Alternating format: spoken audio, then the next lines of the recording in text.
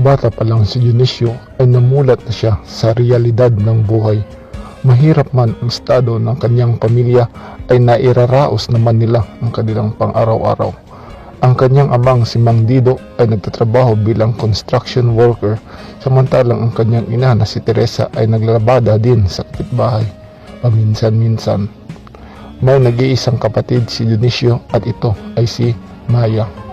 Sa di kalayuan sa kanilang tirahan ay nandoon ang bahay ng nag-iisang kapatid ng kanyang ama, ang Tita Reyna niya, ang asawa nitong si Tito Harry at ang mga pinsan niyang sina Prince at Gio.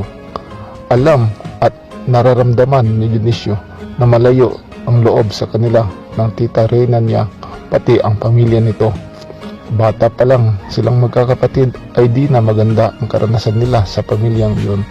Sa tuwing nagkakasala sila o nakakasira ng gamit ng hindi sinasadya ay pinapagalitan agad sila ng Tita Reyna niya. Ngayong kapag ang mga pinsan niya ang nakasira ng gamit sa kanyang tahanan ay kalmado lang ang mga magulang ni Dionisio. Kahit na simpleng away lang nilang magpipinsan ay agad silang pinapagalitan ng Tita Reyna niya.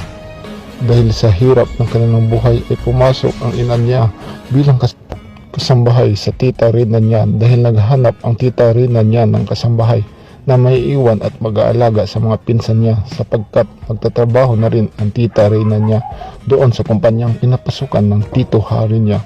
Ngunit sa tuwing nakikita niya ang kanyang ina na nagtatrabaho sa bahay ng Tita Reyna niya ay pansin niyang tila hindi kasambahay at kamag-anak ang turing sa kanyang ina ng Tita Reyna niya, pati ang pamilya nito, kundi isang katulong at ibang tao para sa kanila.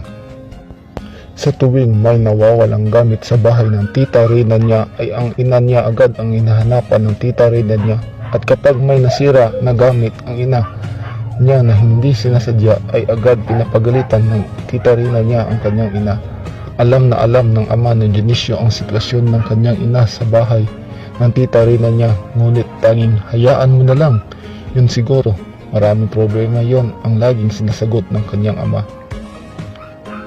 Samantala, matalinong bata si Dionisio sapagkat matataas ang kanyang marka sa kanyang pag-aaral, ngunit sadyang hindi pabor sa kanya ang tadhana sapagkat laging muntikan nang siyang makapasok sa honor list ng kanilang klase.